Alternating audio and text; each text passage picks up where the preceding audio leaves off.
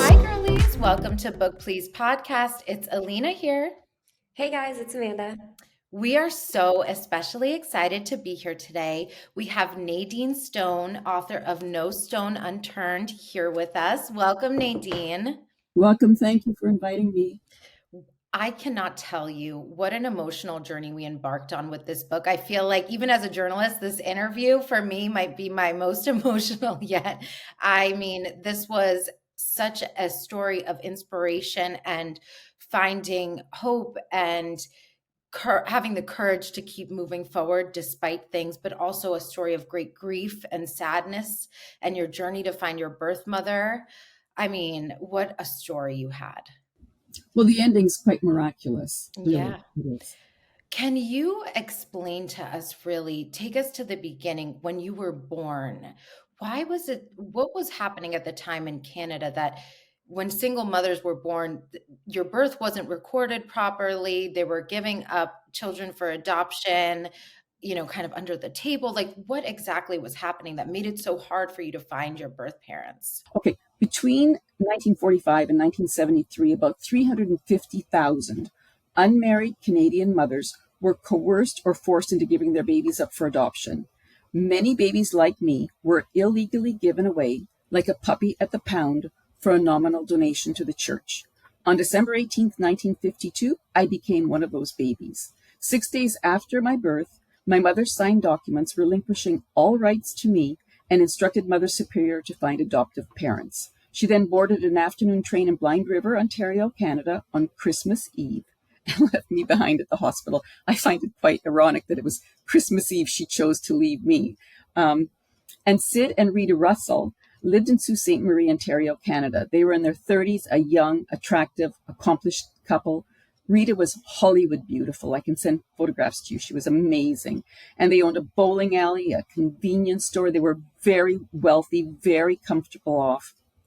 They lived in the old stone house in Sault Ste. Marie, which is now a museum, a beautiful building. And she drove a yellow Packard, a convertible.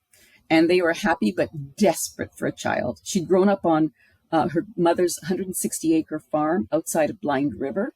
And on January the 11th, 1953, while driving home from a family gathering at the farm, Rita turned to Sid in the car and said, "Sid, I want to go to the hospital and pick up the baby girl." And Sid said, "Rita, let's stop the car and talk about this. You have breast cancer and have had surgery and radium treatments.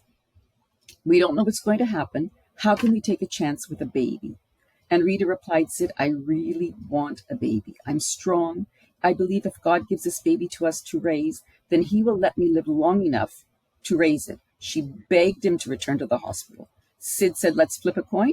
We head back to the hospital. If it's heads, tails, we drive on to Sault Ste. Marie." And Rita agreed. Sid flipped the coin. It was heads, so they turned the car around and drove back to the hospital. In the 2 seconds it took, my life's trajectory was determined by the toss of a coin. Half an hour after Sid and Rita entered St. Joseph's Hospital, they emerged with a baby in their arms. Rita said to Neil and Annette, who were in shock, "This is our baby girl." Annette couldn't believe the hospital would let them just take a baby.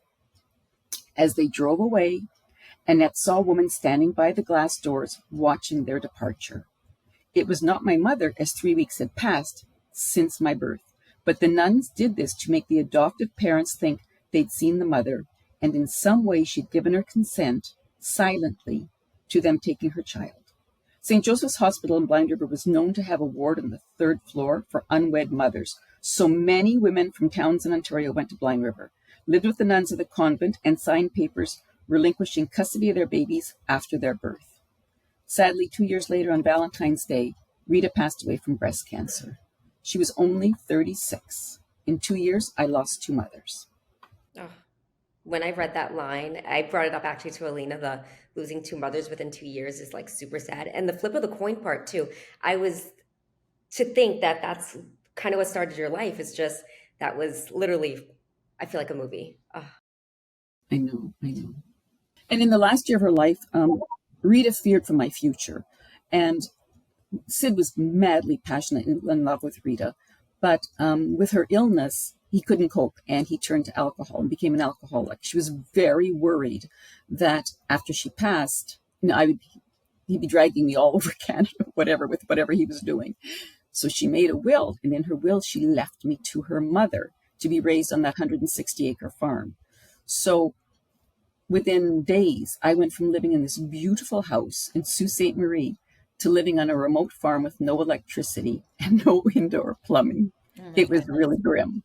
But I was surrounded by this fabulous, embraced by this fabulous French Canadian family, and who did their best to raise me. And my grandmother became my mother. And after Rita passed, I was two. She took me back to the hospital to meet the Mother Superior and asked the Mother Superior if she could share any information about my birth mother. And Mother Superior said that my birth mother was from, she called it the old country, Yugoslavia. And she said she found herself pregnant. She didn't want her mother to know she was pregnant, and her mother was coming over from the old country. So she came here to the hospital, lived with us for 4 months, had the baby, signed all documents relinquishing rights to the child, and went back to the town that she was from originally. Although we had encouraged her to find a new life in another town. And she said to my grandmother, God has given this child to you to raise. You might have lost your daughter, but you have this beautiful young child to That raise. was so beautiful. And I feel like there was always this thread of God, kind of watching over you, even just the flip of the coin that brought you to this family, your grandmother always looking over you. And I loved that she had this promise with God where she was like, I will see you through high school. I will be here through college. I will be here until you get married. Yes, And she was there. And 11 days after, unfortunately, 11 days after your wedding, she passed. But I feel like she was just, in her grief, losing her daughter, she gained Gained. such Hmm. a special, another daughter, as you said, and what a relationship you guys had. And she ended up It's leaving you the beautiful. farm too, to make sure that you were always kept in with the family. I mean, what a beautiful story you had with this family. that really was amazing. And then, of course, it became tragic because with the farm, the family split up then, Hmm. as you know, Mhm. you read the Yes. story. And so I had to choose. And it was a very, very hurtful time. I cannot tell you the letters that I received from 3 members of the family, 3 members who supported me, and incredibly hurtful letters saying that I was this illegitimate bastard child who'd taken away their birthright. And I thought, it's time just to let it all go. And so I Right. sold the farm to my uncle, and I was very close to him for $1, 160-acre farm.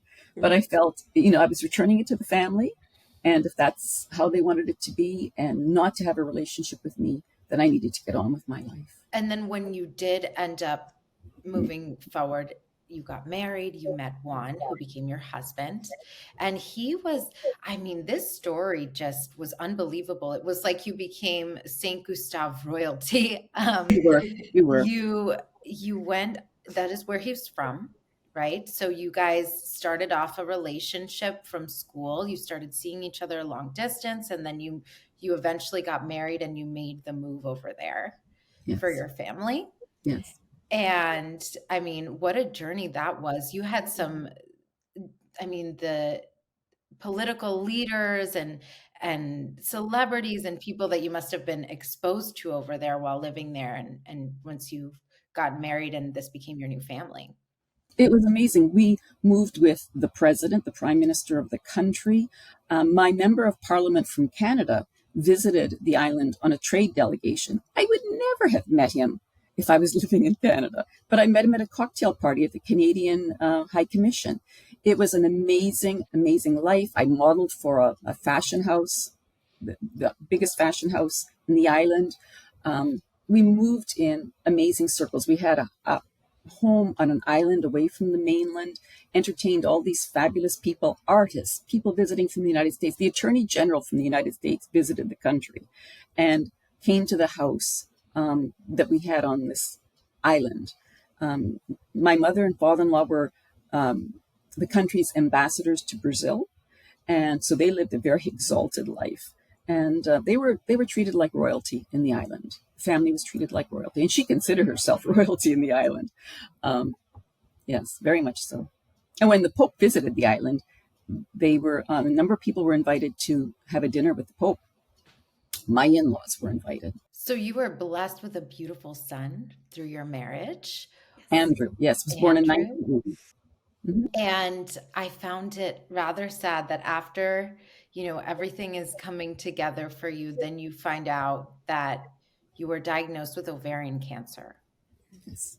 And it was almost mimicking sort of your journey with Rita, with your adoptive mother, when you have now this young baby and you have ovarian cancer. And at first you're thinking, and it was so sad to hear, like, you're begging almost to like not have certain surgeries so you can have more kids. And then they're thinking, okay, we got everything, it's stage 1. And then they come back and they're like, oh, well, it's actually stage 4. I mean, what was going through your head at such a time?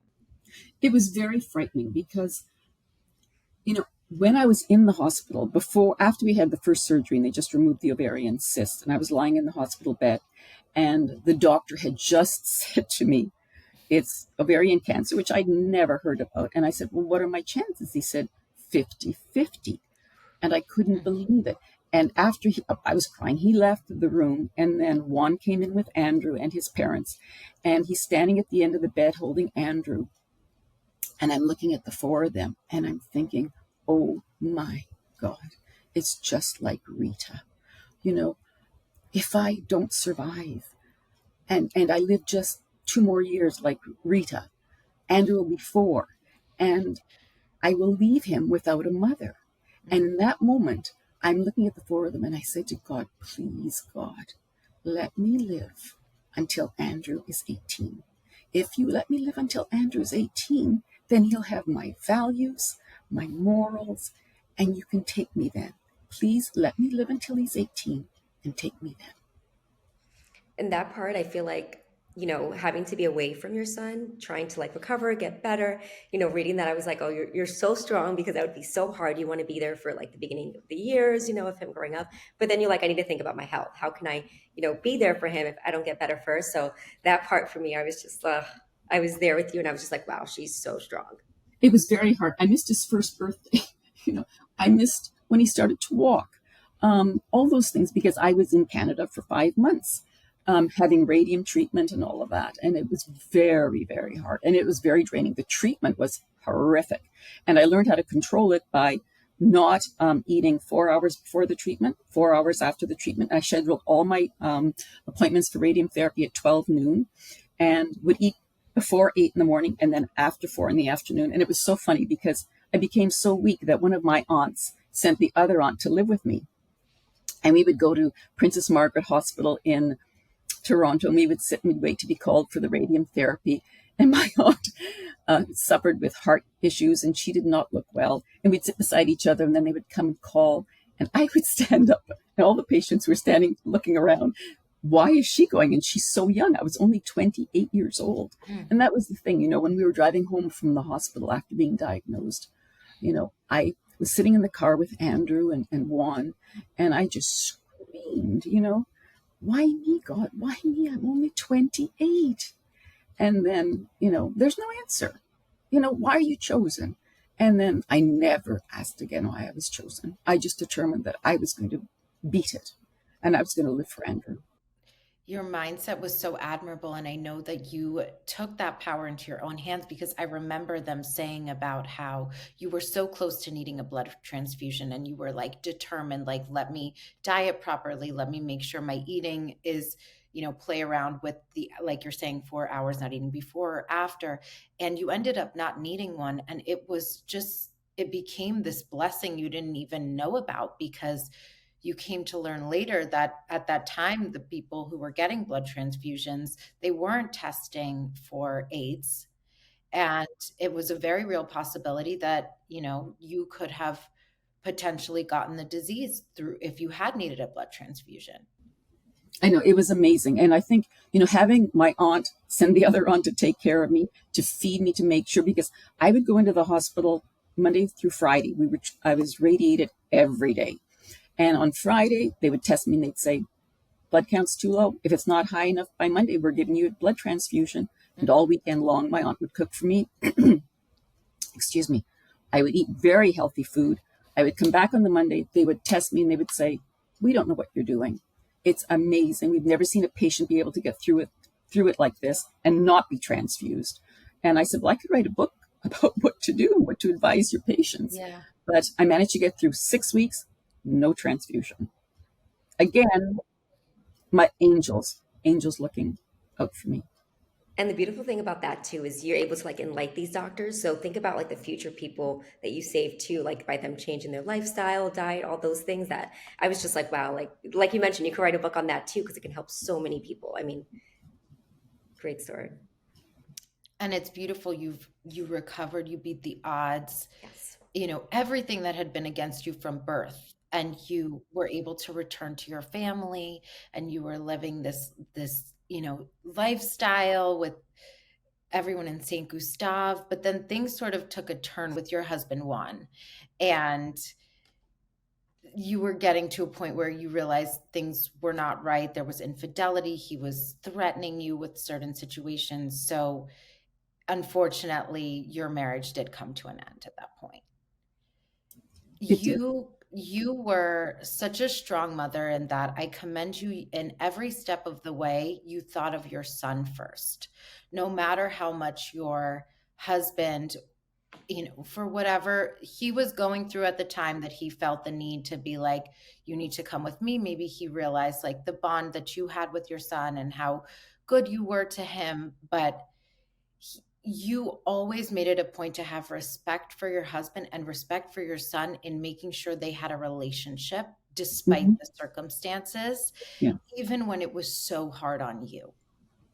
And you ended up going through this grueling custody battle, which was just and in St. Gustave, where everyone is sort of on the side of Juan, you would think, because of who he is and his status. But you ended up, by the grace of God, getting this amazing judge who could see things straight. Mm-hmm. Can you walk us through kind of how you were feeling at that time? Well, it started, I suspected that I had met Bill, an American, and was planning my wedding. And I suspected that, well, before we actually got married, Bill had asked me to marry him. We were in Orlando at a lovely dinner. It was very romantic. And he asked me to marry him, and I was very much in love with him. He's such a good guy. And I said, I can never marry you. I am a prisoner on that island. I was now separated from Juan. I'm a prisoner on that island, and I'm only free to leave if I leave Andrew behind. And I will never leave Andrew behind. So we can't get married. And then a few weeks later, we went on a hike in a gorge, and there were 20 of us hiking with Andrew's friend, Bill and I, and all these other hikers. And a terrific storm took place, and we were up in a gorge, and there was thunder and lightning and water crashing down. And we left that morning at 9 a.m, and it was a beautiful day. And it became a horrific situation. And Bill was the one who saved all of us. And we didn't get home till 9 o'clock that night, after going through mud and all sorts of debris to get off the mountain. And that evening I said to Bill, if you ask me to marry you, I will say yes. I don't care what we face, because I realize how much you love me and Andrew and what you will do for us and people that you don't even know. You saved all those people. And so we decided to get married, but I knew it wasn't going to be easy. And on our wedding day, Juan did not let Andrew come to stay with us before the wedding. He'd got married 9 months before, and I'd let Andrew go and share in his wedding and all of that. And when I asked him to return Andrew to me, because he was with Juan, he said, no, I'll just bring Andrew to the courthouse and let him go in and see you get married. So he did. And Andrew came in and saw the marriage take place. And then after we left the courthouse, I said, well, we have this lovely lunch planned and a reception this evening. And Juan stood there with Andrew, and Bill and I were standing here looking at him. And he grabbed Andrew. Well, first of all, he came towards Bill. And Bill, he said, you're not taking Andrew to the lunch. You're not taking Andrew to the reception. And Bill walked towards him and said, this is our special day, and we would like to have Andrew with us. And Juan said, you no longer have any rights in this country. You made your bed now. And he said, you will never get Andrew. And as Bill started to approach him, two bodyguards came to support Juan. With that, he grabbed Andrew's hand. He went running up the street. My girlfriends took off chasing him. Cut a long story short, Andrew didn't attend our reception. He didn't attend the lunch that day. We ended up at our attorney's offices asking for help to get Andrew back. And the attorney said, well, Andrew's visitation is within Juan's time right now, so legally he has access to him. We said, okay. It was very sad. My wedding day was very sad. And I thought, Bill doesn't know what he's in for.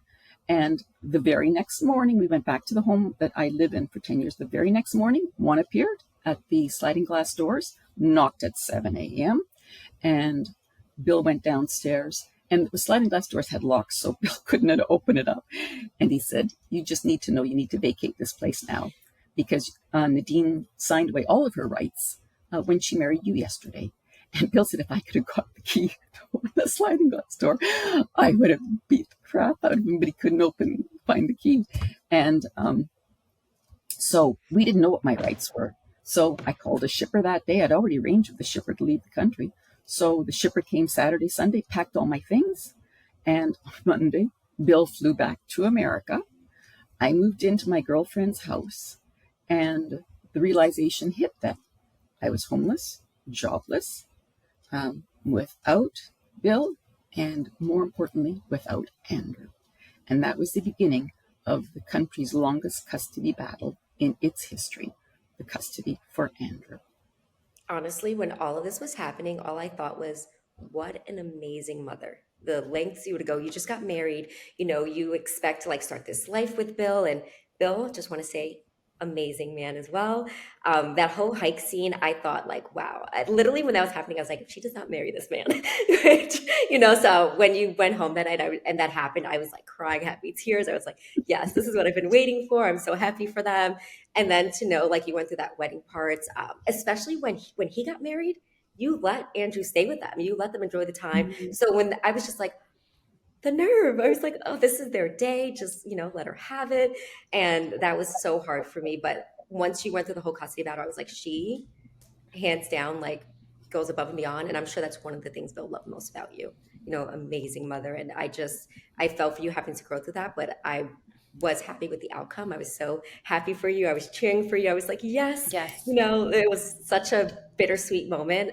And then, the whole action thing of you having that hour, I was like literally sitting on the edge, like, I need to know what happens. It was just such a good part. Well, when I married Juan, I was passionately in love with him. And there were indications that he had a cruel side to him and a ruthless side. And his mother once said, to him, they were having an argument about something. And she said, I hope I never come up against you, because she said, you are ruthless. And he came back and told me about it. And I said, oh, no, your mother sent you to boarding school when you were 11 years old. She doesn't really know you anymore. But a mother knows her child. Yeah. And she knew how he could be cruel and ruthless. And he exhibited all of that when we were going through the custody battle. I mean, just to give an example to our listeners, he offered the housekeeper $10,000 to say you were an unfit mother. I mean, and like was like Thanks. kidnapping your kid and choking you in front of him and saying, and kept threatening. Not only did he threaten your life, but he was like, I will financially ruin you. Like just to strip everything away that he could to make everything play out in his favor. And you always led with grace, despite it all, for your son. Mm-hmm.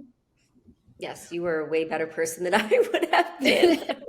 I really felt, when they say take the high road, take the high road. I never wanted to destroy Andrew's relationship with his father, but his father did everything to belittle me and manipulate Andrew and to destroy our relationship. And Bill said to me subsequently, I have never really met someone whom I believe is evil, but I do believe Juan is an evil man. After we went through everything. Yeah. And so then what it came down to, like, I mean, you guys will just have to read this custody battle was just unbelievable. Like Amanda said, I was just like flying through these pages. I was emotional. I couldn't wait for that ruling to come down. And then there was what, a storm, and all the lights just went out. It was like the judge, everyone knew, and I have to tell you, it never made the newspapers. I mean, this is the family that's the royal family of this country.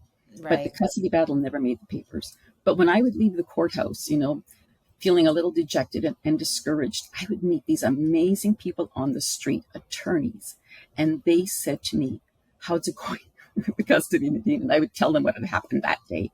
And they said, "Have faith in your judge. You have one of the best judges in this country. He will see through all their shenanigans. He can't be bribed. He's a good person. Just have faith in your judge."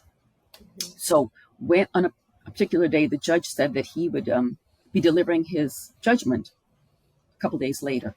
When he made that announcement, it went through the courthouse. Of course, everybody knew he was coming in with his judgment. So when we went in to listen to the judgment, all these attorneys that I'd spoken to in the street, everybody was in there. It was filled to listen to this judgment. He went on for 2 hours reading his judgment. And he said, and he interviewed Andrew. Having interviewed Andrew, he said, "I do believe that if the court gives this child to Juan, that the mother will never see the child again. But if the court gives the child to the mother, I do believe that she will honor the requirements of the judgment. She will not disparage the father. She will continue to encourage a positive relationship with the father, and she will allow the child to visit the father on the designated dates. She will abide by the court's decision." And I think that impacted him so much because when one got on the stand to testify, he lied. He lied about so many things, and he got caught up in his Yeah. lies. Mm-hmm. And he'd said something to me when he tried to get me to move to Australia with him and his wife months before, and I had agreed to go because the psychologist said, you should be in the same country with Andrew. And so I had made that decision that, God, if it's best for Andrew, I hadn't married Bill yet, I will move to Australia. And Australia did accept one, but they didn't accept me. You had to have 75 points to qualify, education, skills, whatever. I got 73 points. So I didn't qualify for Australia. But during the time that he thought we were going to Australia, Juan would visit me at my office and chat to me. And, one day we were sitting there chatting, and I said, Juan, how can you possibly leave the country and move to Australia where you know no one and leave your family behind? And he said certain things to me. And when he said them, I sat there in stunned silence. And I realized that what I was up against.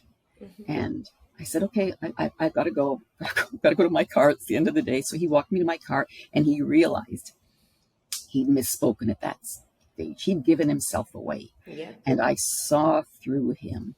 And so when I was called to testify, the attorneys and the judge asked what it was that convinced me that I could never trust Juan. And I repeated the discussion we had. And when I described what happened, and I said, if he cares so little for his family, what would he really care about me? I could not trust this man. There was silence in the courtroom. And you have to understand, back then, they didn't have recorders. Everyone's taking notes. And when they're taking the notes, there was absolute silence. And I finished on that note, and I went back to sit down. And when I sat down, I looked across at Juan because the attorneys were here, the judge was here, and Juan sat across from me. And after I testified, he looked at me with this grimace on his face. He was so angry. And with that, he took his finger and he went like this, like, you are dead. Threatening, yeah.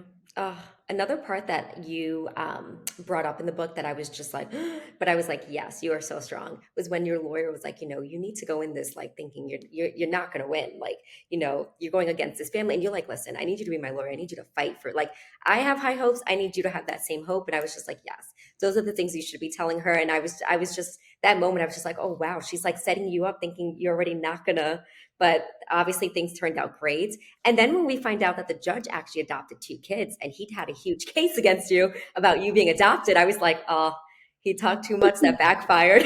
I know. They were so foolish in some respects, and my attorneys were so smart.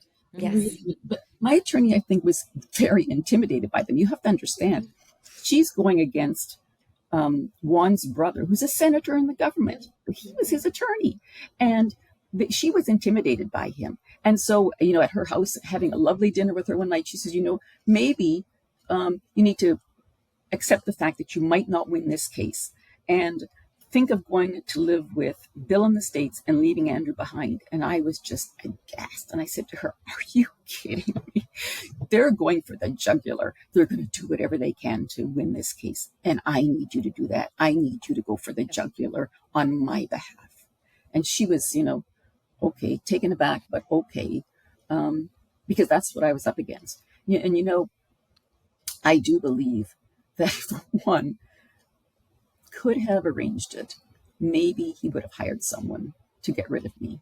I mean, Dateline, prime time, whatever those stories are. If he thought he could have got away with it, paid little money. And when I spoke to my friends after he did the thing in the courthouse, they said, don't go to your apartment tonight. Go and stay with your friends. Stay with Susie. He's had a bad day in court today, and you don't know what he will do. And, in this country, he could pay anybody to do anything, and he would get away with it. Yeah. Yeah, even your friends recognizing that and telling you, like, no, no, no, you need to come stay with someone tonight. So I was just like, wow, what the power this man has that, he can follow through with something like that was just so scary. You have no idea. It's people like some people in America who think they're above the law. Mhm. They thought they were above the law. They were not to be held accountable to anyone because they were this family and they had this standing in the country. You've been through so much that I was just like, up until that point, the things you've gone through, I'm like, she's so strong that I'm not even, I know things are going to work out for her. Like, you didn't come this far just to come this far. So I was rooting for you and I was here for it. It seemed like there was this element of angels watching over you through every aspect, from going back to what you said about Australia. I mean, this man wanted to flee the country, and you and Bill, I mean, what a saint. Like, truly the love of your life and an angel beside you, honestly. But he wanted to flee the country. You would have had nobody there for you, and you were willing to go for your son, and then Australia literally would not let you in by a mere points. I mean, honestly, even the blood transfusion, the fact that you avoided that, getting through your diagnosis, and Yes. then you're given this judge when you could have easily been given somebody else who, like you said, the odds are stacked against you with Juan's status. So I feel like everything has just been, it's not coincidence. It's a higher power looking after you. And it was so beautiful to see finally you got your moment where you're now granted full custody. And the judge sees too that you still will be forgiving and letting your son have a relationship with his father. You hear the magic words, and then the power goes out. Yes, he said he ended it by saying, "I the court gives care, custody, and control to the mother, and permission for her and her son to leave the country." That's very, very important. And as he said that, there's thunder and lightning outside the courthouse, and the electricity went out. It was like the hand of God came down at the gavel and said, this is a momentous decision. We're plunged into darkness in the courthouse. We can't do anything. And the judge said, everyone will stay here for 15 minutes and we will wait to see if the electricity comes back on. The electricity did not come back on. And he said to Juan's brother, Senator Rivero, I am not able to finalize my decision right now, but I hope that you will not go to the appeals court. In the interim, we will reconvene on Wednesday, and I will formally conclude my jurisdiction over this case at that time. But in the interim, I want assertion from you that you will not go to the appeals court. And Juan's brother said, of course not, Your Honor, of course not.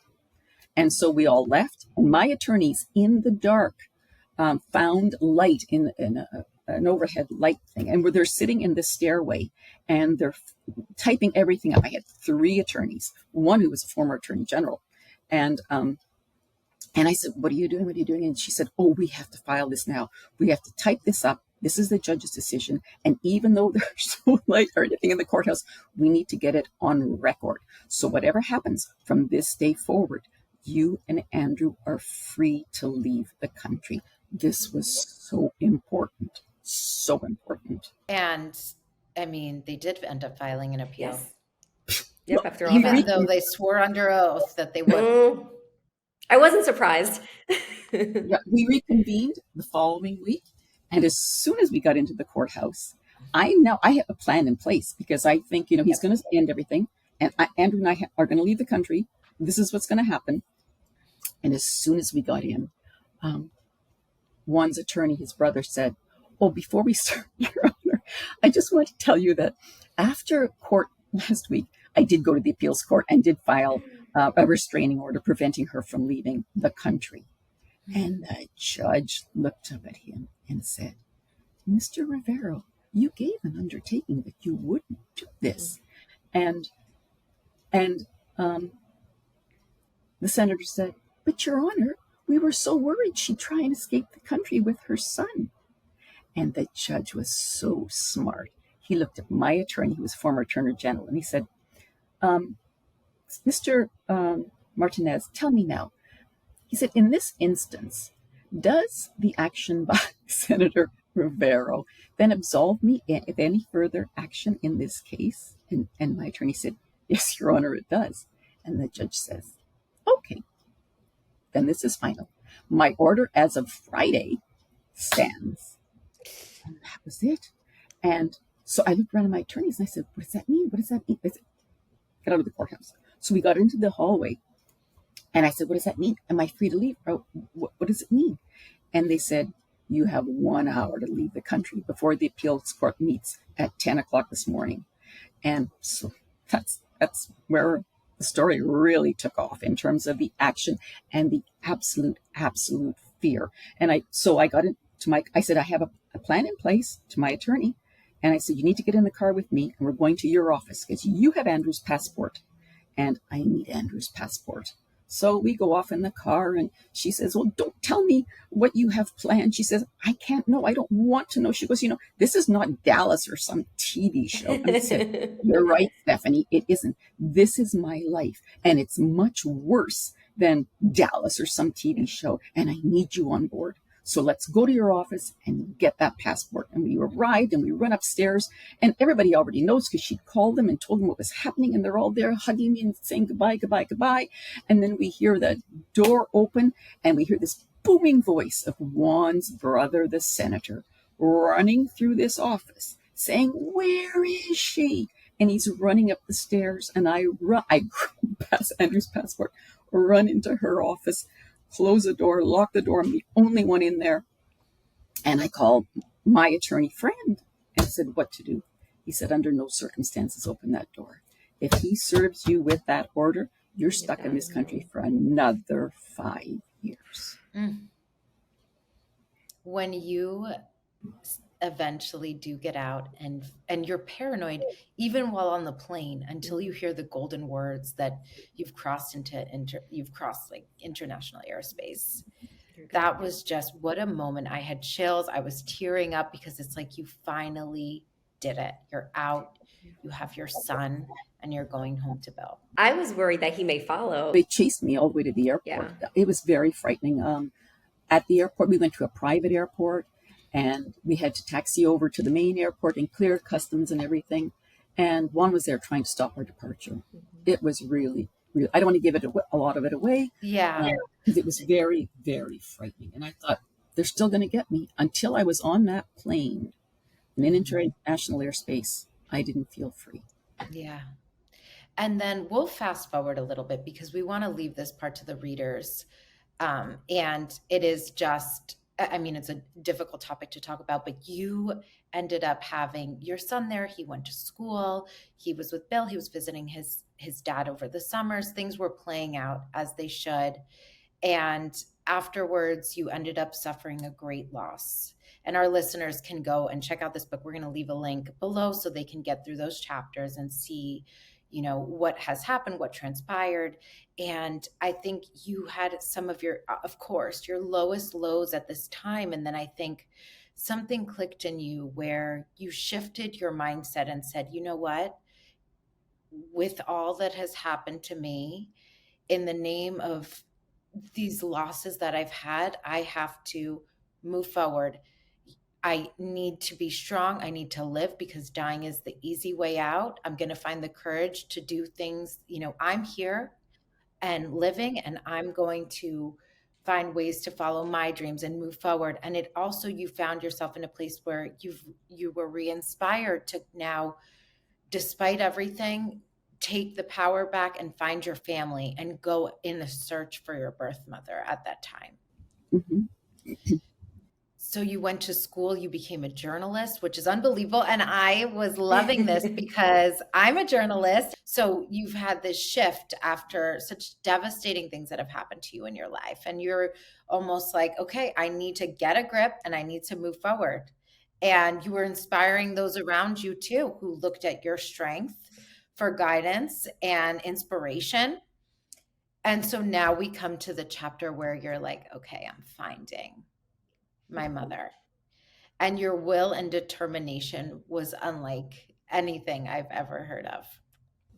Well, what made it so difficult was the fact that I was never legally adopted. And in Canada, in Ontario, they changed the law in 2008.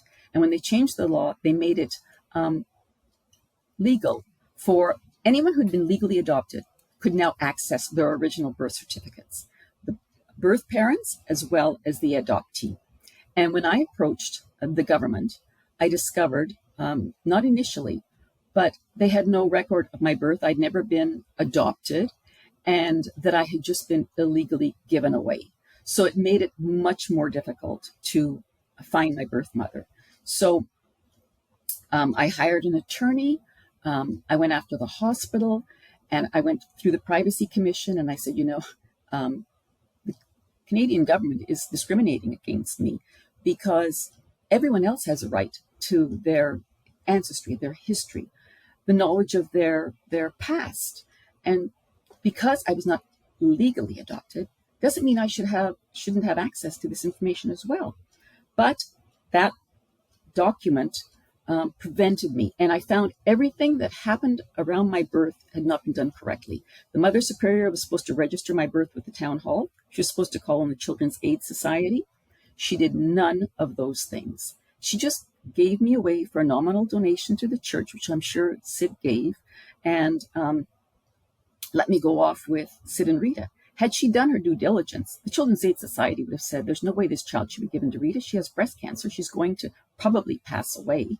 Back in the 50s, it's so insecure for this child. But, as it turned out, I was given to this wonderful family who raised me, and I was very, very fortunate. But I decided in 2017 to make an effort to find my birth mother. And I went on I started in 2013. I went on all these adoption websites in Canada and posted information. And then the aunt who was very close to me passed in January 2017. And when I went up for her funeral, my cousin said, "Are you still looking for your birth mother?" And I said, "No, I've given that up. I've gone through everything. I was never legally adopted. There's no chance I can find her." And my cousin said, "Well, I volunteer with the hospital where you were born. And I also volunteer with the nuns who handled all those adoptions back then. And a lot of them are quite old now. Perhaps I can help you." I said, "Given that up, not going through the emotional turmoil of that." So that was in January. February, I thought, maybe one last shot. So I posted my stuff on the adoption websites again. And a DNA genetic genealogist by the name of Olivia, which is not her real name, saw my posting and contacted me via email and said, I've helped 5 men in the United States find their birth mother. I'm a DNA genetic genealogist. It's my second degree, it's my second calling. And she said, funnily enough, I was attracted to you because I lived in Sault Ste. Marie and I see that you lived in Sault Ste. Marie. So I am willing to help you find your birth mother. So I said, wonderful. So I had already tested on 23andMe, but I didn't know what to do with the results. And she had me test on Ancestry as well. And then with that, she started putting together connections that we made third and fourth cousins on both sites, trying to drill down to a first cousin to find my birth mother. And she and I worked on that for 5 months. And she, oh God, we sent so many emails and text messages out to our connections on 23andMe and Ancestry. And so many were invested and replied with their family trees and all of their history in Europe, because we had determined through the DNA that I was of Croatian heritage. And so all these people were trying to help us. And Olivia said, in all my years working with adoptees, I have never seen such an outpouring of care and compassion for an adoptee. She said they want the baby to find her mother. She said they're sending me all this information. They care so much about this story. She said, I am blown away. Your cousins were just unbelievable. I love that they rallied behind you. They were invested in your story. They were helping you out. And it was such, this case was unlike any other. You had really nothing to go off of. And DNA is amazing. Nothing. Only Bill and I became detectives, and DNA Yes. did it. DNA did it. And the irony is that, I was searching for my birth mother.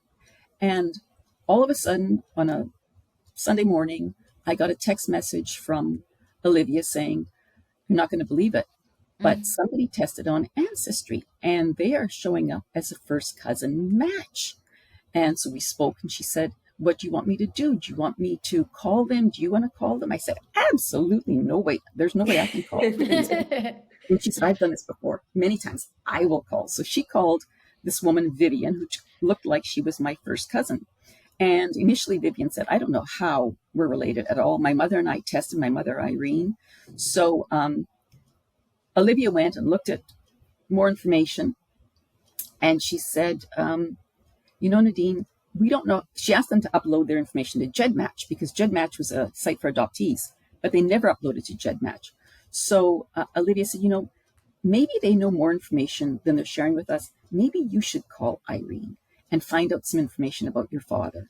And so I called, I had a notepad ready, and I asked her about her husband, because we were thinking at the time he was my uncle. And then I said, can you tell me what city he emigrated to when he came to Canada? And she said, he emigrated to this town, North Bay. And when she said that, oh my God, it was the same town my mother had returned to. And I thought, he's not my uncle. He's my father. We just have to prove it.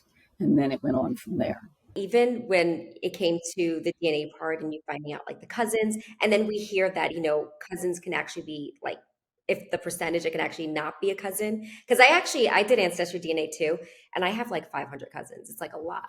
So, when I was reading and I was like, wow, with the DNA, how it's come up so much today from when you were doing it, I can't even imagine the results you have now compared to when you were looking before. Right. So it turned out that this first cousin ended up being a half sibling, but because of the technicalities of how it shows up, you weren't fully aware of that at the time. No, until Olivia went in and she's looking at all these blogs on Ancestry, and they're saying that they have uploaded new software or whatever. And so she said, and they said, you have to press on the I. There's a little I on Ancestry. And Olivia said, I'm thinking, where's this I? So she said at 3:00 in the morning, I got on my laptop, I looked and I pressed on the I. And she said, when I saw that, I realized you had 1,298 centimorgans over 44 segments. Ancestry is wrong. This woman is not your first cousin. She's your half sibling. She said, the connection is so great. She's a half sibling. So then we had to figure out how to approach and what we were going to do then. And then when you were so you eventually did discover this man, your father. He had unfortunately passed away. Right. And you know, you don't know even at this point if you find your mother if she will be alive because of age. And I know you were going up north with Bill and you were like, let's just go to North Bay on the way up and we'll have 2 days there and see what Research. we can find. Hmm. And he was like, we don't have like, what are we doing? Like, you're like, there's no plan. But I think that that was something telling you, we have to do this. We have to stop here. You had literally no plan. You went there, you hit the library, you went to multicultural centers. You knew at the, you know, because of this, okay, I'm Hmm. Croatian. Let's go to the Croatian church. Let's look at these multicultural centers. Let's go knocking on doors. I mean, you really hit the ground. And Olivia, wow, like she was just unbelievable in your whole She journey. was. She was. She And again, was. for her to see that and reach out to you, all of these things were nothing short of a miracle for you. Hmm. I know. I know.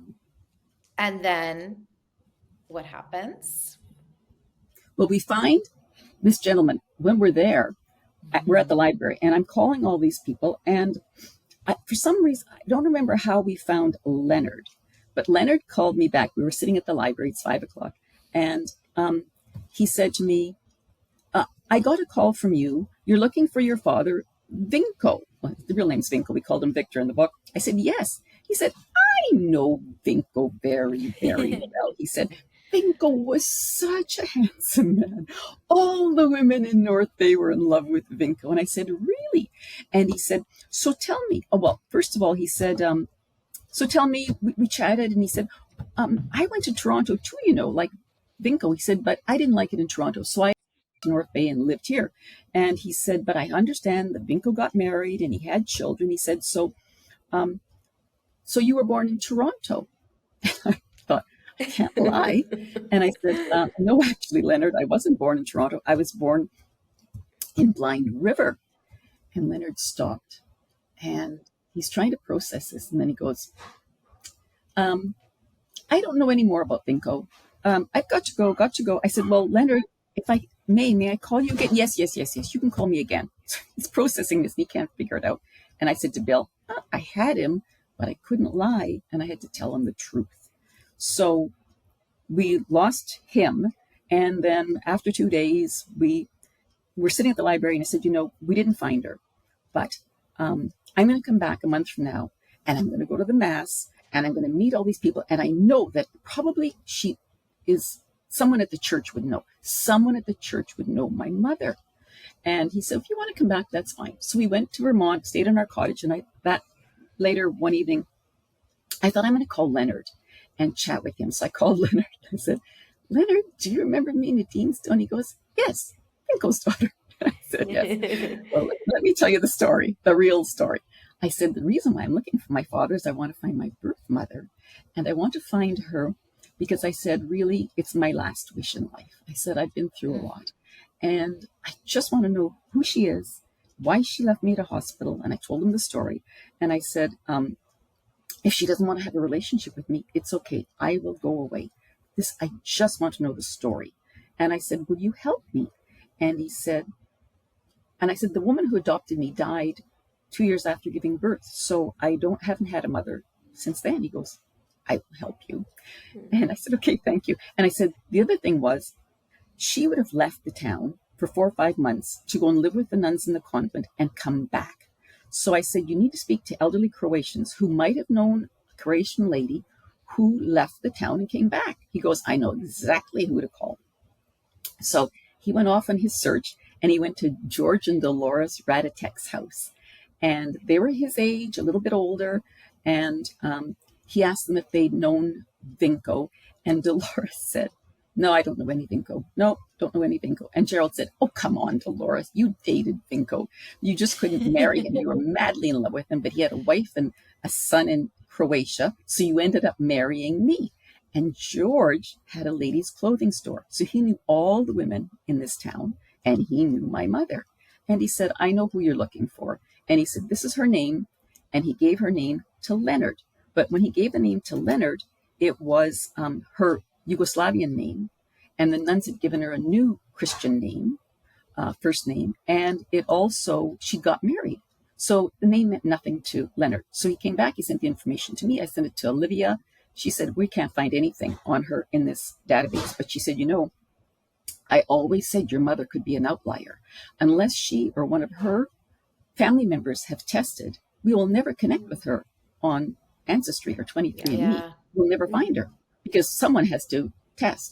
So Leonard also pursued, went further than just Dolores and George. He went to church that Sunday. And this is why I thought, if I had gone and attended Mass, I would have found her. But anyway, George went to church. And after church, 8 of them went for coffee. They didn't know each other intimately. They were friends. They would have coffee together, but they didn't know the backstory on their lives. So Leonard's sitting having coffee, and he said, I have to tell you a story. This woman came to North Bay, and she's looking for her birth mother. And he gave all the information. December 18th, 1952, Blind River, Ontario, Canada. Do any of you know of a woman who might have left the town for 4 or 5 months and come back to the town?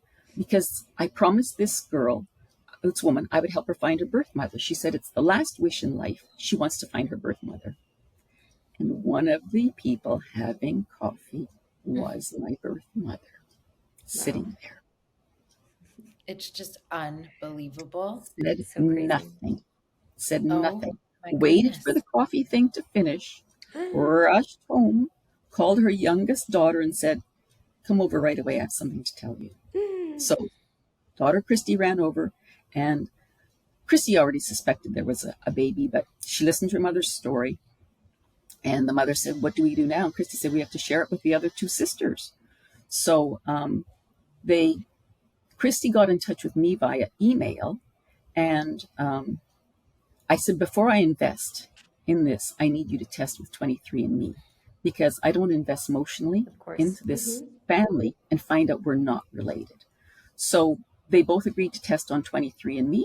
And my mother's results and my sister's came out on my mother's birthday, if you can believe, confirming the relationship, I which was mean, amazing. the fact that you got the results on your mother's birthday, and then she also was hesitant to communicate with you, and because I understand how heavy it could be if it's not you, right? So she was waiting and communicating through Christy to you, Yes. and had ended up reaching out when you went to visit the day that you visited your birth father's grave. So it's like there were all these little signs I know. always, Yep. you I know. know. She finally called me the day I found Vinco's grave. Bill and I went to see it. And we're in the car leaving afterwards. We dropped my sister-in-law off at her assisted living facility. We're driving back. It's pouring rain, thunder, lightning. The phone rings, and it's my birth mother.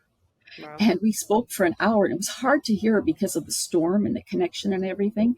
And she said she didn't want to wait for the DNA. She just wanted to meet. And I said, well, I appreciate, you calling me and telling me this information. And it's, reaching out to me. It's wonderful. But I said, you have to understand what I have been through. And I really would prefer to meet once we've confirmed a DNA connection. And she Right. said, okay. And so we waited. And it was so funny because we thought we probably were related. And that day I had ordered flowers for her to be delivered on her birthday. And the morning of her birthday, 6 o'clock in the morning, I get a phone call from Olivia. She goes, are you sitting down? I said, no. Oh my She said, goodness. sit down. She said, the results just came in. Your mother is your mother, and your sister is your sister. Oh my goodness. I'm tearing up. I'm tearing up. Isn't it amazing? I It know. was the most special ending to this journey of highs and extreme lows. And the fact that she was also alive and you got to I know. meet your mom and siblings at the end of everything you had been through with all odds against you was just so beautiful. It was so Amanda and I were texting, we were sobbing. We were both like we couldn't even get through I it. was so happy for It I you. know. was so special. Do you want me to Yeah. share what it was like when we met? Yes, Yes, please. yes, please. So we were on the plane and going up to the town, North Bay. Christy had said, oh, my mother doesn't want to meet with Bill. She only wants to meet with you. So Bill said, well, then I'm not going. And I said, I can't do this on my own. Are you kidding? So I said, you have to come, at least sit in the hotel while I meet with her. So the thing is progressing, and we're on the plane and we had to stop somewhere. And I think we went from Montreal to Toronto. While we're in Toronto, I get a text message from Christine. She goes, "Our mother's decided now she's going to meet you at the airport." And I thought, oh my God. And I thought, this really, really can't be real. Am I really going to meet her? I mean, you have no idea. I just thought it's really, really going to happen. So we land and we're walking through the terminal. And as we approach, there's this opaque glass in front of us. And the sliding glass door opens, and I see this little lady sitting on a bench with this very handsome young man sitting next to her. And she's in a little tweed suit, and she's short hair, and she's very pretty, and she's holding a little handbag on her lap. And as we approach her, the young man stands up and walks away, and Bill stops. And I walk towards her. And as I walk toward her, I see she stands up and she's very apprehensive. And she has this very small smile on her face. And she's watching me. And I walk up to her and I take her in my arms. And I say the words I'd longed to say for 60 years. Hello, Mom. Mm. It was Sweet. magical. It was magical. And you had siblings too? Oh, siblings, cousins, family of like 18 people. It was just unbelievable. You know, me who had lost so much had now this huge, huge family. Mhm. And I cannot tell you how hospitable they were to Bill and to me. When we left a couple of days later, Bill said, you know, if he said, I could not describe to anyone what has happened this weekend. No one would believe it. No one would believe the hospitality of your mother, your sisters, how they embraced you. And the day after we arrived, well, she didn't want anyone to know she's who she is. She's very a leading person in her town. She's on these boards, and she still is haunted by the shame, regret, and remorse of having given this baby up. And I don't think, and she's Catholic. And they told her after she gave birth, don't go back to the town you came from. Go to a new town, start a new life. And they said, never tell anyone about this story. And if you're lonely, get a puppy. So she had kept this secret for so many years. She did tell the man she married, but she didn't tell anyone else. She never told her mother. She never told her sister. She did not tell her children. And so the day after we arrived, she organized this lovely breakfast for us. And she said, what would you like to do? I said, I'd like to travel around the town and see where you lived and where the girls went to school. So we got into 2 separate cars and we coordinated the iPhones. And Bill was with my brother-in-law, the handsome young man at the airport. And the girls and I, my mother, were in another car. And as we're driving through the town, and they're showing me the schools they went to, and she showed me the house where she met my father. And she said, oh, stop here. Stop the cars here. I want to show something to you. And I said, okay. And she said, you see that house ahead, the 2nd floor window? I said, yes. She said, well, when I first came to the town, my girlfriend and I were boarders in that house. We were up there on the 2nd floor. And she said, after I had you and I came back to town, she said, I was up in my room and the landlady came up and she knocked on the door and she said, there's a gentleman who wants to see you. And I said, okay. And she said, I looked out the window and it was your father. So she said, I went down the stairs. I opened the door. She said, it was the middle of January. It's freezing cold, snow everywhere. And I stepped out and stood on the stoop and closed the door. And she said, I looked at him. And she said, I realized that we had no future. He was still married with a son in Croatia. So there was no future for us. So she said, we did not speak. I turned around. I opened the door, I closed it, I went back up to my room, I looked out the window, and your father was gone. And she said that was the last time I would ever see him. Wow. So at that point, like, we were all dumbfounded, you know, at the poignancy of their final meeting, their last encounter, and how profound and sad. And she said in the car, I never told him about you. Wow. Yeah.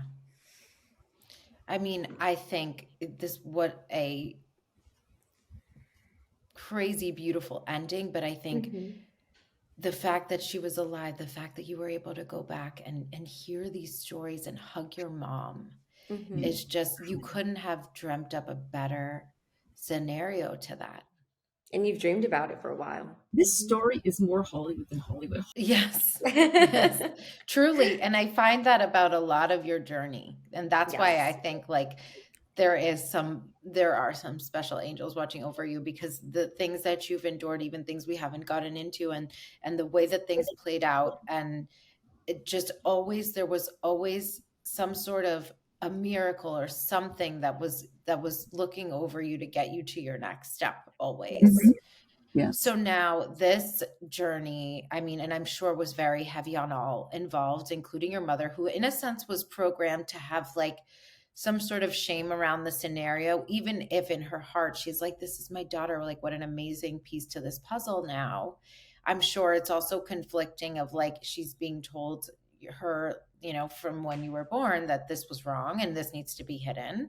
So now at this point, what is your relationship like with your mother's family? We had 5 good years together. And I visited them. I attended my nephew's wedding. We had I got to meet my cousins, and they were just so amazing, and they're so attractive. I did find out that my mother never told her sister. Her sister went to her deathbed without my mother ever telling her that she'd had a child. She suspected, because when the story was that her mother was coming over from the old country, it wasn't her mother, it was her sister. And when her sister arrived, my mother was not even in the town because she'd gone away. So by the time my mother got back, she explained that she'd gone away for some special course. That's what they all did. They went away for secretarial school or whatever, or some other training. And that's what she told her sister.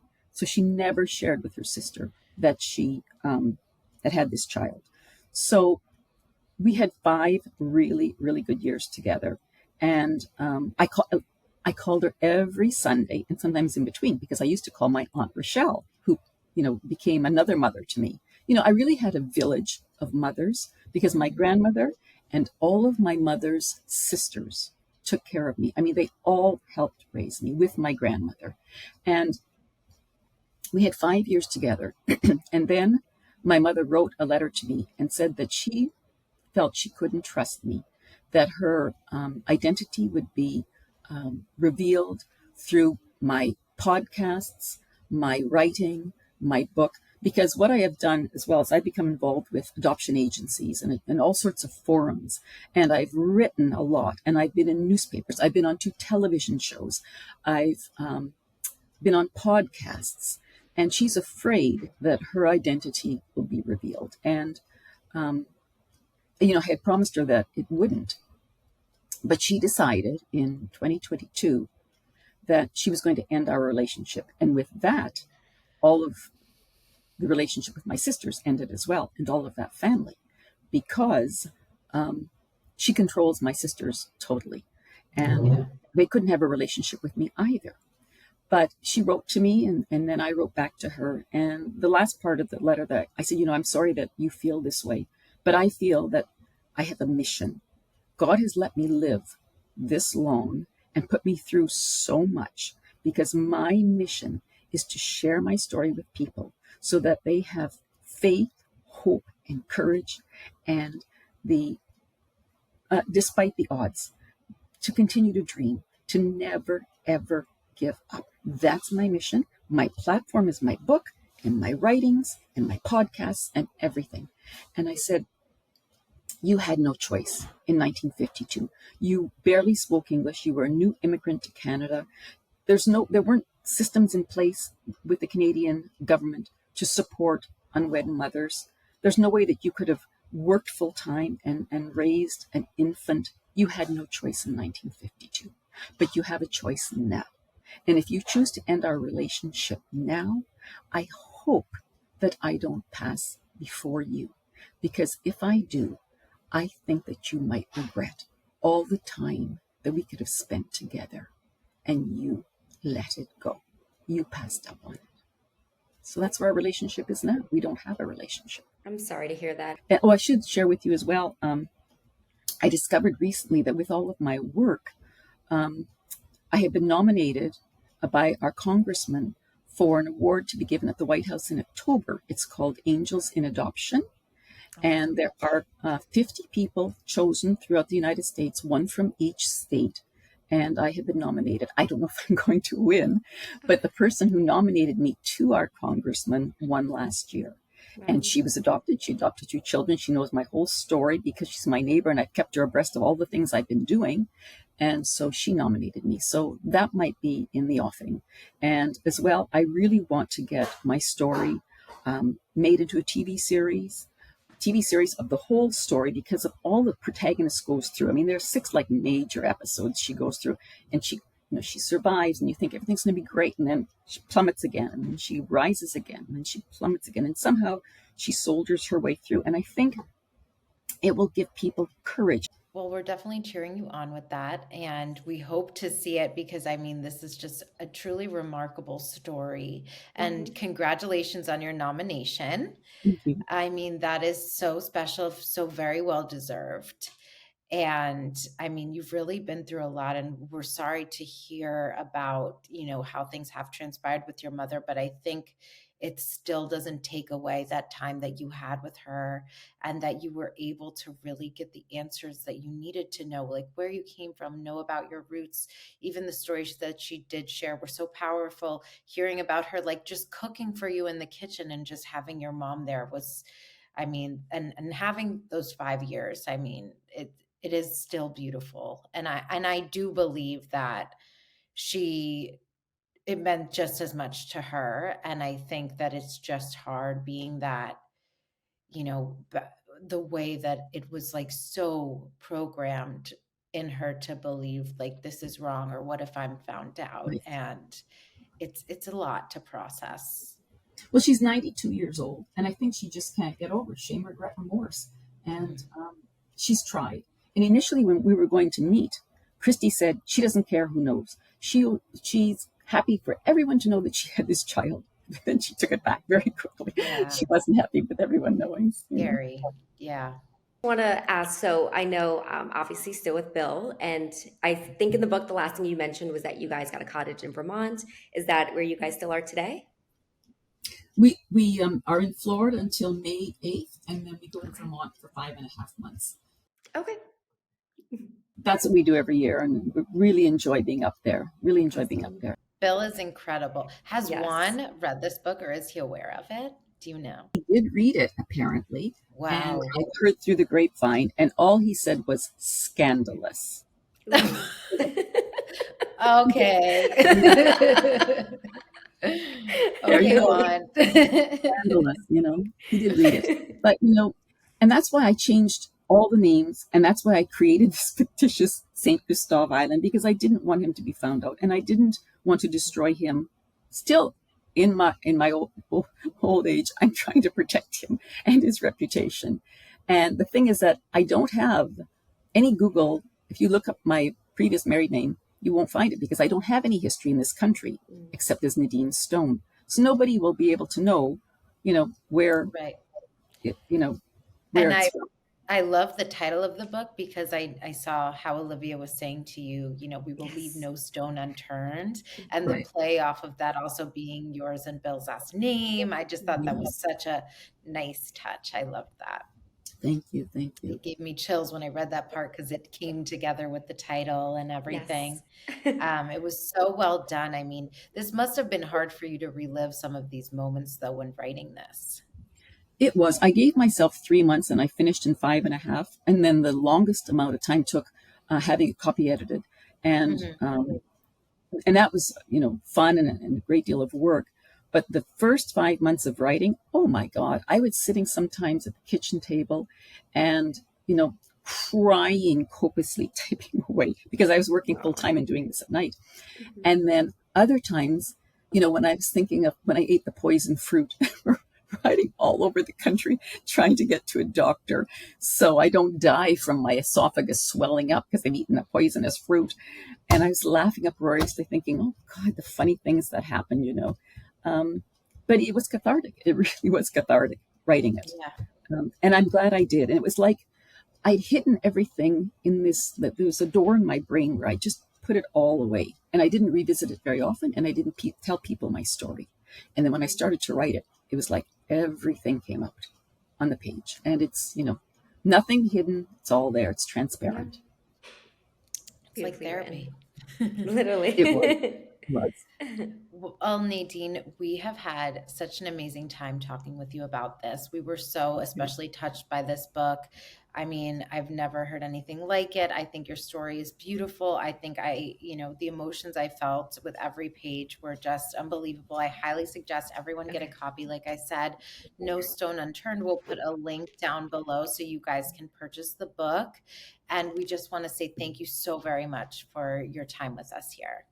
Thank you for this Thank you. opportunity. It was lovely chatting with both of you. Really enjoyed it. Thank you. Thank you. Bye. Bye.